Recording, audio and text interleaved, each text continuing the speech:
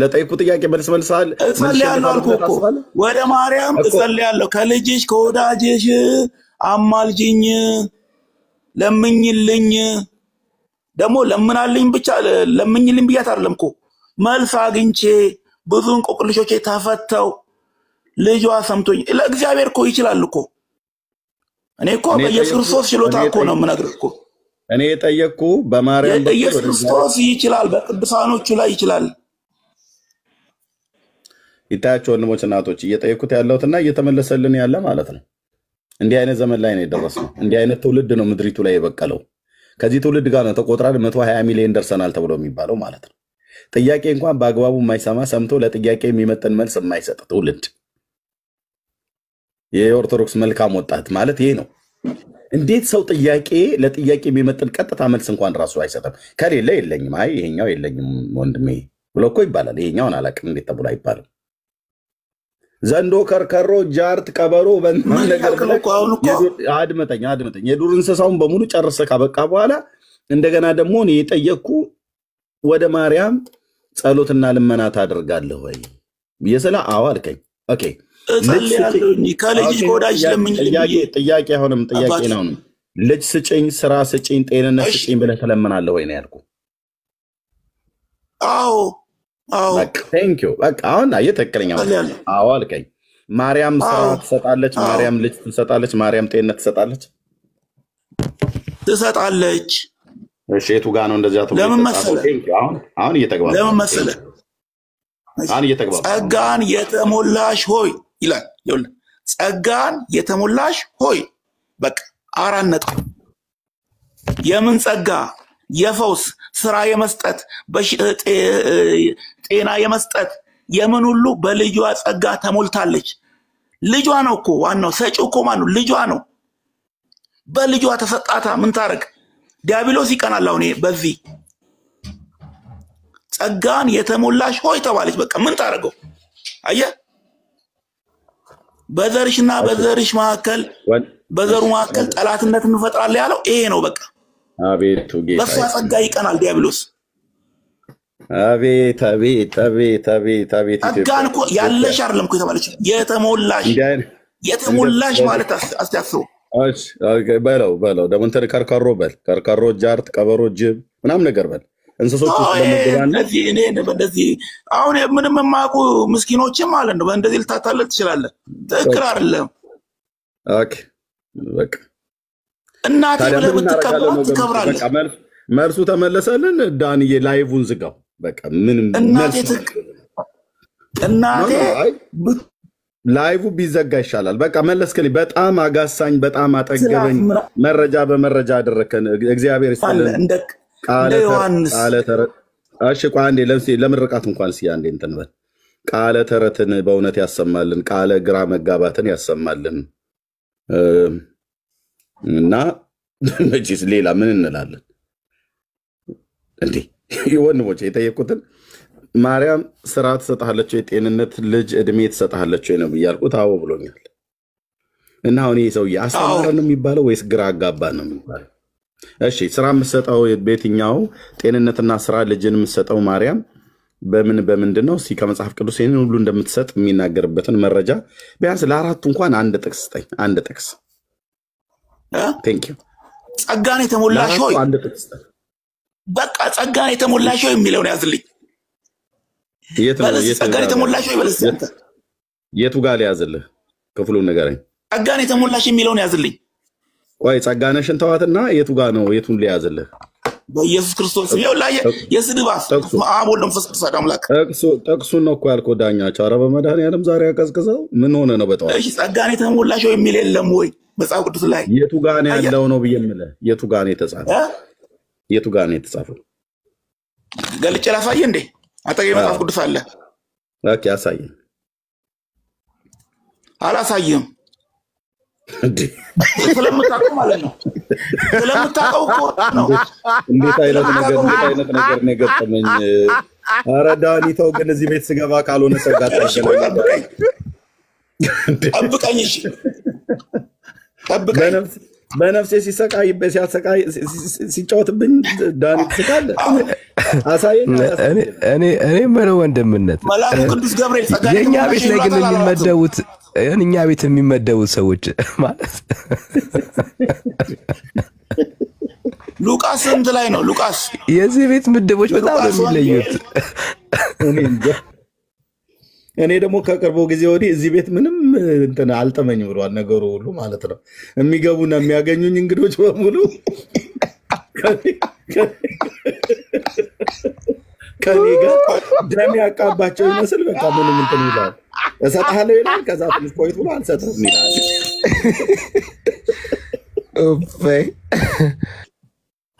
አሁን ቆይ ይስሐቅ ማለት ነው መንፈሳዊነት አለ። ይስሐቅ መንፈሳዊነት አለ። ይስሐቅ ኧረ በመድኃኒዓለም ጥቅሱን ስጠን። የእግዚአብሔር መንፈስ ነው። አሁን ይስሐቅ ጥቅሱን ስጠን። ተው እኛ የእግዚአብሔር መንፈስ ይሁን ምንም ይሁን ጥቅሱን ስጠን ያልኩ በመድኃኒዓለም። ቆይ መጽሐፍ ቅዱስ እያነበብኩ ነው። ላወጣልህ ነው እኮ አባቴ። እሺ እኔ እኮ ይኸውልህ ስላመንኩ እኮ ነው። ያመነ ሰው ጥቅስ እንትን ሲል አይውልም። ገባ? ግን ሉቃስ ወንጌል ምዕራፍ 1 ላይ እንዳለ አውቃለሁ። ሉቃስ 1 ላይ እንዳለ አውቃለሁ። ከታገሰኝ አውጣልሃለሁ እኔ። እሺ ያው ስራና ጤንነት ልጅ እድሜ የምትሰጥበትን እሱን ጥቅስ አንድ ጥቅስ ነው ያልኩት። ጥቅሱ ሊሰጥ ነው ሉቃስ ወንጌል ብሎ ጸጋን የተሞላሽ ነው የሚለውን ነው ያልኩት። መልአኩ ጸጋን የተሞላሽ ሆይ ያለውን ነው የጠየኩት ጥያቄ። ስራ፣ ጤንነት፣ ልጅ እድሜ እንደምትሰጥ ለምንሃት ወደ እሷ ጸልየህ ወደ ማርያም ማለት ነው።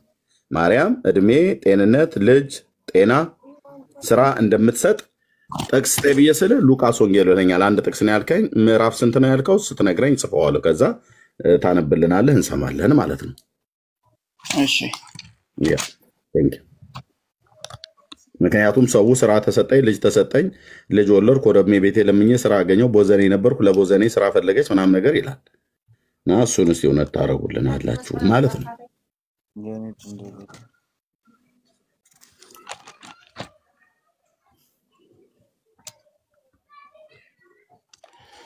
ይኸውልህ በስድስተኛውም ወር መልአኩ ገብርኤል ከእግዚአብሔር ዘንድ ስሟ ናዝሬት ወደምትባል ወደ አንዲት የገሊላ ከተማ ከዳዊት ወገን ስለምትሆን ዮሴፍ ለሚባለው ሰው ወደ ታጨች ወደ አንዲት ድንግል ተላከ።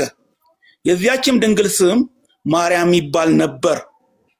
መልአኩም ወደ እርሷ ገብቶ ደስ ያለሽ ጸጋንም የተሞላሽ ሆይ ደስ ይበልሽ አላት። ጸጋን የተሞላሽ ሆይ ደስ ይበልሽ አላት። በቃ ጸጋ ስንት አይነት ጸጋ አለ? አንተ መዘርዘር ትችላለህ። ራስህ ለምን ዘረዝረው? ጥያቄን ይሄንን የምትሰጥበትን ነገር ነው ያልኩህ። አሁን ጸጋን የተሞላሽ ብለሃል፣ እጽፍልሃለሁ።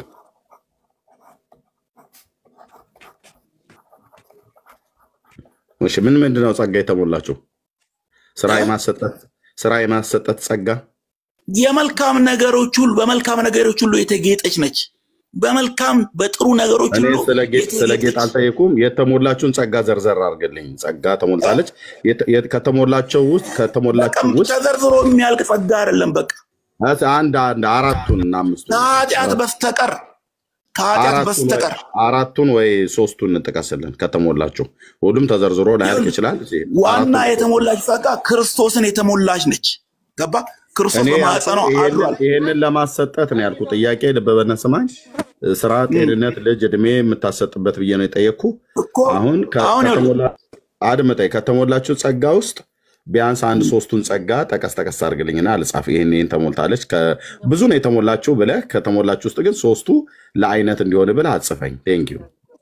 መልካም የሚባሉ ነገሮችን ሁሉ ተሞልታለች። ጸጋ ማቆሚያ የለውም። ተሞላች ነው ያለኝ። እኔ ስለ መልካም አይደለም። እነዚህን የምታሰጥበት ነገር ተሞልታለች። አዎ እነዚህን የምታሰጥበት ተሞልታለች። አምናለሁ። እመን እንጂ አትፍራ ይላል እኮ እግዚአብሔር ቃል። እነዚህን የምታሰጥበት ተሞልታለች ወይ ነው ያልኩህ? አዎ ተሞልታለች። እንኳን እነኝን ምድራዊ የሆኑትን አይደለም ሰማያዊ የሆኑትን የሰማያዊውን የምድሩን አልመለስክም። ሰማያዊ ጣሪያዊ አትበለን ብራዘርዬ። ኦኬ የምድሩን መጀመሪያ ጨርስ። እኮ እነኚህማ ተራ ነገሮች ናቸው አልኩ እኮ እነኚህ ተራ ነገሮች ናቸው። ኦኬ ተራ ነገር ልጅ ተራ ነገር ልጅ እድሜ ልጅ ተራ ነው እያልከኝ ነው? አንተ ተራ ነህ? ለልጆች ለእናትህ ተራ ነህ? ከእግዚአብሔር አይበልጥም። እኔ ጠየቁት ስለ ከእግዚአብሔር ይበልጣል አይበልጥም አይደለም። ልጅም ጤና ምንም ከክርስቶስ አይበልጥም። እሺ ልጅን የሚሰጥ ማን ነው? እግዚአብሔር ነው። ከክርስቶስ አይበልጥም። በቃ ታዲያ ማርያም ትሰጣለች ብሎ የሚለውን ከየት ነው? ታሰጣለች ሳይሆን ቅድም ትሰጣለች። አድምጠኝ፣ ቅድም ትሰጣለች ወይ ብዬ ስጠይቅህ አዎ ትሰጠኛለች ነው ያልከው። ታሰጠኛለች ሳይሆን ትሰጠኛለች ችሎታ ነው። ልጇ ነው። በማርያም ቅድስና ላይ የሚዘባበት ምን አይነት መንፈስ ነው? እሺ እስቲ ለጊዜው እስቲ አንደበትህን ያዝና ወገኖች እያያችሁ ነው። 840 ሰው የተጠየቀው ጥያቄ ማርያም ስራ ትሰጣለች ወይ? ጤንነት ትሰጣለች ወይ? ልጅ ትሰጣለች ወይ? እድሜ ትሰጣለች ወይ ቢስራው አዎ አለ። አዎ እንዴት አትሰጥም ማለት? ኦኬ ሉቃስ 1:26 ላይ ጻፈ። ማነው ሶሪ አጻፈኝ። በዚህ ክፍል ላይ ጸጋን ተሞልታለች አለ። ከተሞላችሁ ጸጋ ውስጥ እንኳን ቢያንስ እንኳን 3 ወር ራሱ እንኳን አልዘረዘረልንም። እኔ እዚህ ጋር 4 ነገሮችን ስራ፣ ጤንነት፣ ልጅ፣ እድሜ ትሰጠናለች እያሉ ኦርቶዶክሳውያን የሚቆምሯት ቁማራለች። እና እነዚህ ሲጀምሩ ወንድሞች እናቶች ጤንነትን ስራንስ እሺ በሰው ልታገኝ ትችላለህ ዘንድሮ ማለት ነው። ጤንነትንም የሚሰጥ እግዚአብሔር ነው። ልጅን የሚሰጥ እግዚአብሔር ነው። እድሜን የሚሰጥ እግዚአብሔር ነው። ማርያም እዚህ ውስጥ የለችበትም። አሁን ግን አንዳንዶች ሰዎች ስንሰማቸው የድለላ ስራ እንደምትሰራና ስራ እንደምታፈላልግ ለቦዘኔዎች ሁሉ ስራ እንደምታስገባ እየተናገሩ ስላለ ምናልባት የስራው ጉዳይ ቆየን እነሱም ወይ መተው የሚመልሱት ከሆነ ማለት ነው። ስለዚህ ዳኛቸው እስካሁን ድረስ ለተጠየቀው ጥያቄ መልስ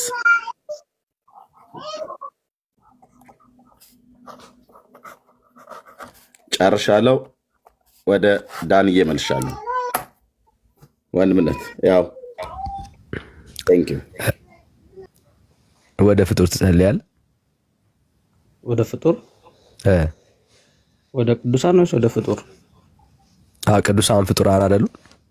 አይ ያው ፍጡራን ሁሉ ቅዱሳን አይደሉም። አኔ አላልኩም። ስለዚህ ወደ ፍጡር ትጸልያለህ ማለት ነው። ያው ፍጡር የሚለው ይይዛቸዋል። ወደ ቅዱሳን ትጸልያለህ? እሺ ወደ ማርያም ትጸልያለህ ማለት ነው። ወደ ሁሉም ቅዱሳን ትጸልያለህ። ኦኬ መጽሐፍ ቅዱስ ላይ ያለ ይሄ ትምህርት? አዎ በሚገባ። እስቲ እባክህ ወደ ፍጡር የጸለየ ሰው ከምድር ሆኖ ወደ ፍጡር የጸለየ ሰው እስቲ አንድ ሰው አሳየኝ፣ አንተ እንደምታደርገው ያደረገ ሰው። እሺ ችግር የለም። መጽሐፍ ቅዱስ ላይ በጣም ብዙ አሉ። ለአብነት ያክል ማንሳት እንችላለን። ሁለተኛ ነገሥት ምዕራፍ 2 ቁጥር 9 ላይ ስንመለከት እሺ እንግዲህ ኤልሳ ያውጣል። እሺ ያውጣል። እሺ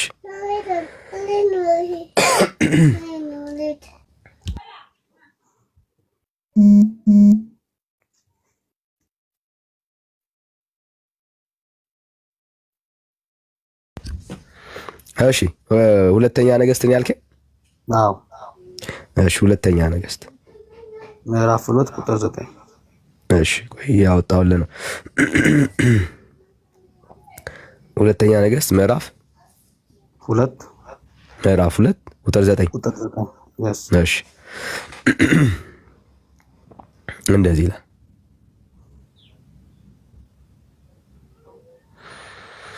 ከተሻገሩም በኋላ ኤልያስ ኤልሳን ከአንተ ሳልወሰድ አደርግልህ ዘንድ የምትሻውን ለምን አለው። ኤልያስም በመንፈስ ከኔ ጋር በእኔ ላይ ኤልያስም መንፈስህ በእኔ ላይ 2 እጥፍ ይሆን ዘንድ ለምናለው አለ።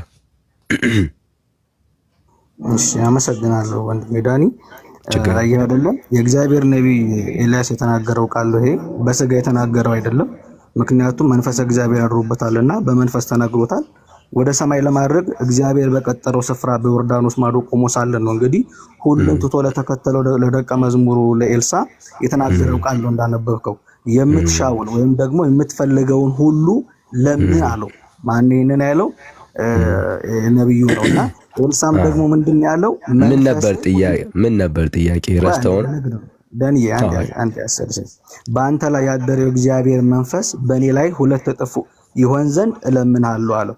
አየህ አይደለ? ማንን ለመናውን እሱ? አዎ ጥያቄ ምን ነበር ነው ያልኩህ። አሁን እየመለስክ ያለውን ጥያቄ አንዴ ስትመልሰው ጥያቄው ምን እንደነበር ስታስታውሰን ቅዱሳኑ መለመን ተለምናለሁ ያልከኝ? አዎ ለምናለሁ ወዳጅ። ምን ነበር ጥያቄው ነው ያልኩህ ወዳጅ። የጠየቁት ጥያቄ ተለምናለሁ ወይ? አዎ አንተ እንደምታረገው ወደ ፍጡር የጸለየ ሰው አለ ወይ ነው እያልኩ ያለሁት። ኤልያስ እና ኤልሳ ፍጡሮች አይደሉ? አሁን እዚህ ጋር እየጸለየን ያለው ነው እያልከኝ ያለው ወይስ እያወሩ ነው ያሉት? ጸሎት ማለት መጸለይ ማለት እኮ መለመን ማለት ነው አይደለ? መጠየቅ ማለት ነው አይደል? አይደለም። ጸሎት ማለት ለአምላክ የሚደረግ ከአምላክ ጋር የምታረገው ግንኙነት ማለት ነው። ጸሎት ወደ ፍጡር ይደረጋል የሚል የሚል ሳይሆን አሁን እኮ ዳኒ ይኸውልህ አትደረባ ብራዘር። ለምን አለው? ላሳየህ እኮ ይኸው ላሳየህ። ለምሳሌ አንተ አሁን ወደ ማርያም ጸልያለህ አይደል? አዎ ጸልያለሁ። እሺ ማርያም አጠገብህ ናት? አሁን ልክ ኤልያስ እና ኤልሳ አብረው እንደነበሩ ማርያም አጠገብህ ናት? ላይ አይደለ? አሁን ዳኒ አንተ አሁን ዳይሬክት እየሄድክ ያለው አጠገብ ላለው አሁን እኮ ጥያቄውን ማሻሻለው አጠገብ ላለው እኔ ምንም አላሻሻልኩም። አንተ የምታረገውን ነገር ነው ያልኩህ። አይዞህ ወዳጅ፣ አንተ የምታረጋው ለምን ትደረባለህ ብራዘር? አንተ የምታረጋውን ነገር ነው ያልኩህ እኮ። ጥያቄ እኮ ለዚህ ነው ጥያቄውን ድገም ያልኩህ። አንተ የምታደርገውን ነው ያልኩህ። አንተ ያረከውን ድርጊት ያደረገ ሰው አሁንም ቢሆን እነግርሃለሁ ይል አለ። ይሄው እያሳየው እያነበበ። እሺ በጣም ጥሩ። እዚህ ጋር ኤልያስና ኤልሳ አብረው ናቸው ወይስ አብረው አይደሉም? አብረው ናቸው። ኤልያስ ከሱ ኤልሳ ከሱ ሊሰወር ነው ነብዩ። ስለዚህ የምትፈልገውን ነገር አብረው ከሆኑ እኔ አብረው ስላለ ሰው በሁለት ሰዎች መካከል ስላለ ግንኙነት ወሬ አልጠየቅኩም። የጠየቅኩ አይዞህ ወዳጅ በርታ በል። እኔ በእያንዳንዱ ቃል እንድትደረብ ከይቅርታ ጋር አንድ ሁለት ሰጥቻለሁ እኮ ሰርተህ አውርተህ። ጥያቄን ግን አድሬስ አላረክም። የኔን ጥያቄ አሁንም በደንብ ስማ፣ እደግመዋለሁ። አንተ የምታረገውን ቤተክርስቲያን የምታረገውን ይሄንን ልምምድ ከእግዚአብሔር ቃል አሳየን። አንዱ ስለ አንዱ የሚያደርገውን ጸሎት እያወራን አይደለም። አንተ ወደ ሳምበዲ ስለምታረገው ጸሎት ብለህ ስለምትጠራው ጉዳይ፣ ልመና ብለህ ስለምትጠራው ጉዳይ ከእግዚአብሔር ቃል ጥቅስ ጠቅሰህ አሳየን ብራዘር። ይሄ ምንም ይገናኝ ስላለ ማለት ነው። መጽሐፉን አንድ ያነሳውትን ጥቅስ ሐሳብ እንጨርሰው። እኔ ጥያቄ አይደለም እሱን ቤት እሱ ቤት ገብቶኛል። አሁን እኮ ለመልስ ነው እኮ ለምን ያ ኤርሚ ያወራል ወንድምነት ቶ የነገስትን ከኔ ጋር ያወራ ነብያቱ። እሺ እሺ ወንድምነት ያ ከኔ ጋር ያወራ። እሺ ወንድማችን ባነሳው ጥቅስ ላይ ሁለቱን ቅዱሳን አባቶች ምንድነው ኤልሳ ምንድነው የለመነው ከነብዩ ከኤልያስ? በአንተ ላይ ያደረው እግዚአብሔር መንፈስ በእኔ ላይ 2 እጥፍ ይሆን ዘንድ እለምንሃለሁ አለው። ኦኬ በኤልያስ ላይ የነበረ መንፈስ ምንድነው? የእግዚአብሔር መንፈስ። እሺ በኤልያስ ላይ የነበረው ምንድነው? የእግዚአብሔር መንፈስ ነው አይደል? የእግዚአብሔር መንፈስ። አዎ ኤልያስ ሲሰራቸው የነበሩ ብዙ ድንቅ ተአምራት ነበሩ። የእግዚአብሔር ሰው ነበረ። እግዚአብሔር ከሱ ጋር ብዙ ድንቅ ተአምራትን አድርጓል። መጽሐፉን ማመልከት ይችላል። ኦኬ የጌታን መንፈስ ለኤልሳ የጌታን መንፈስ የእግዚአብሔር መንፈስ ለኤልሳ ኤልያስ መስጠት ይችላል? የእግዚአብሔር መንፈስ ይችላል በሚገባ ይችላል በሚገባ። ስለዚህ የእግዚአብሔር መንፈስ አከፋፋይ ነው ማለት ነው ኤልሳ? ኖ እንደዛ አከፋፋይ ምናምን አማርኛ ሳይሆን ልክ በመጽሐፉ እንደተነገረልን ከሰጠ አከፋፋይ ምንጭ ነው እያልከኝ ነው ብራዘር። በእኔ ላይ 2 እጥፍ ይሆን ዘንድ እለምናለሁ አለ። እርሱ ኤልያስ የእግዚአብሔር መንፈስ ምንጭ ነው ወይስ አከፋፋይ ነው ወይስ አይደለም? እንዴ በቃ እንጂ በረከት ይሰጣል እንጂ በሚገባ። ኦኬ እየጠየኩ ያለሁት ኤልያስ የእግዚአብሔር መንፈስ ለመስጠት የእግዚአብሔር መንፈስ ምንጭ ነው ወይ? የእግዚአብሔር መንፈስ እንዴት ምንጭ? የእግዚአብሔር መንፈስ ያደረበት ሰው ነው እንጂ። ኦኬ የእግዚአብሔር መንፈስ በኤልያስ ላይ አድሯል። ሰላም ለእናንተ ይባላችሁ ጊዜ የእግዚአብሔር መንፈስ ወንድም የእግዚአብሔር መንፈስ በኤልያስ ላይ አድሯል አይደል?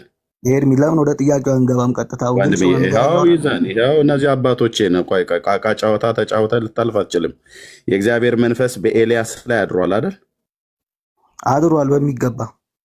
ማን ነው ለኤልያስ የእግዚአብሔር መንፈስ የሰጠው? የእግዚአብሔር መንፈስ ለኤልያስ እግዚአብሔር ነው። ሰጪው ማን ነው? ከወደድኩት ጋር ቃል ኪዳን እናደርጋለሁ ይላል እኮ እግዚአብሔር። አድመጠኝ። አልጠየቅኩም። የጠየቅኩም ብቻ አውራ ብራዘር። እዛም እዚህም እዛም አበበች ከተማ ጸዳለ ቦጋለ ምናምን ነገር ተረጋግተን አውራ። ማን ነበር ለኤልያስ የእግዚአብሔር ሰጪ? እግዚአብሔር ነው። በቃ ሰጪ ማን ነው? እግዚአብሔር ነው። አዎ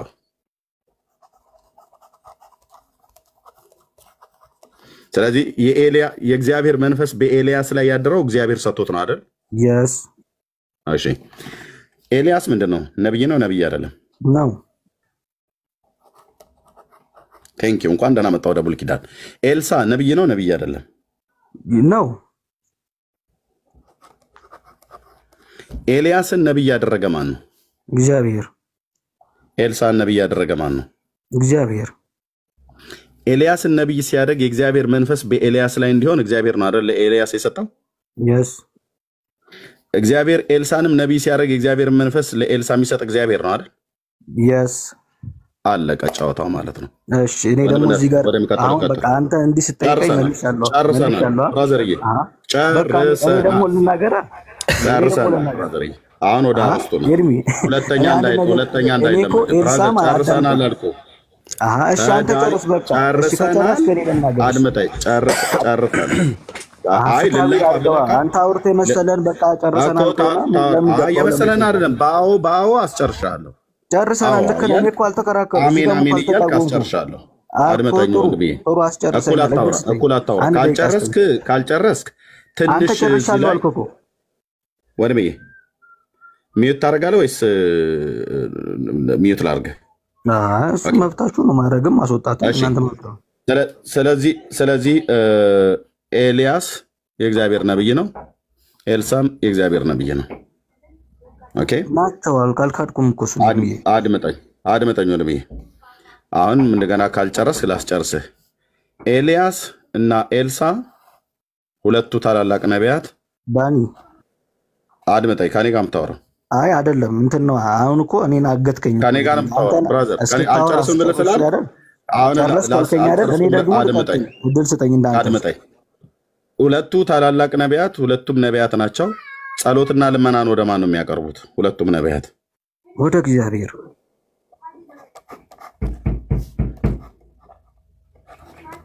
እሺ ሁለቱ ነቢያት ጸሎትና ልመናን ወደ ማን ነው የሚያቀርቡት? ወደ ጌታ። አዎ ኦኬ። በስ የእስራኤልን አምላክ እግዚአብሔርን ታውቀዋለህ አይደል? ምን ማለት ነው? እንዴት ያለ ጥያቄ ነው? ታውቀዋለህ የእስራኤል አምላክ እግዚአብሔርን? በሚገባ። እሺ እነዚህንም ነቢያት ታውቃቸዋለህ አይደል? በሚገባ። እነዚህ ነቢያት ኤልያስ ከሱ በፊት ወደ ነበሩ ነቢያት ጸልዮ ያውቃል? በእነሱ እጅ ነው የተሾሙ። አቤት በእነሱ እጅ ነው የተሾሙ። ኖ ኤልያስ ወይት ያ ቴንክ ዩ ኤልያስ ያልኩ ኤልያስ ከኤልሳ በፊት ነው ወይስ ከኤልሳ በኋላ የመጣ ነብይ ነው? ከኤልሳ በፊት ነው ወይስ ከኤልሳ በኋላ የመጣ ነብይ? ከኤልሳ በፊት ያለ ነው ነው እንጂ ከኤልሳ በፊት ያለ ነው። ከኤልሳ በፊት የመጣ ነብይ ነው አይደል?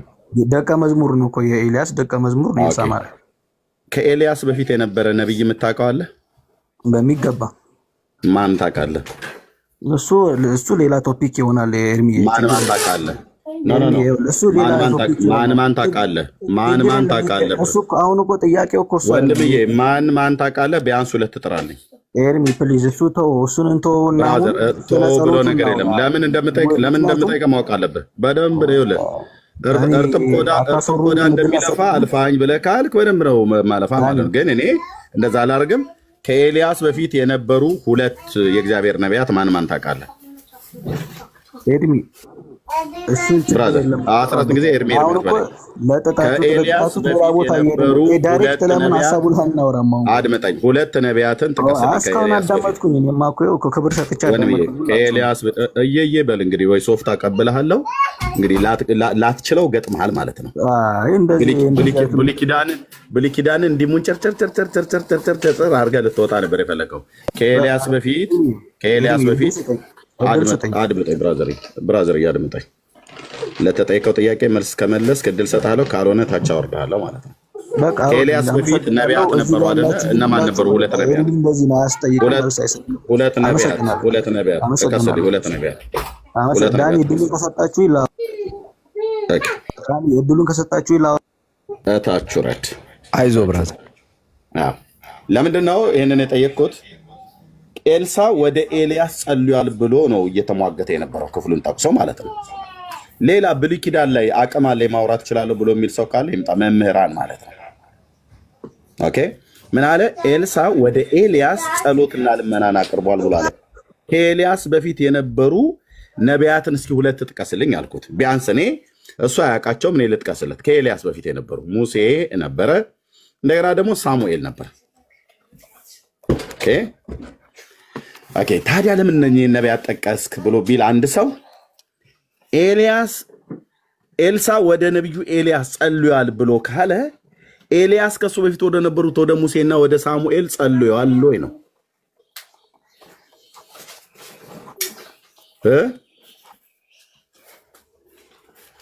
አትችለውም።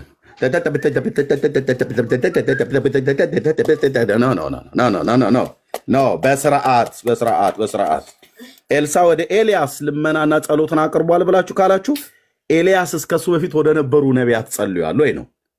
አልጸለዩም። ጸሎትና ልመናን ሳሙኤልም ሙሴም ኤልያስም ኤልሳም ኢሳያስም ኤርምያስም በሙሉ የጸለዩት ወደ ጌታ ብቻና ብቻ ነው።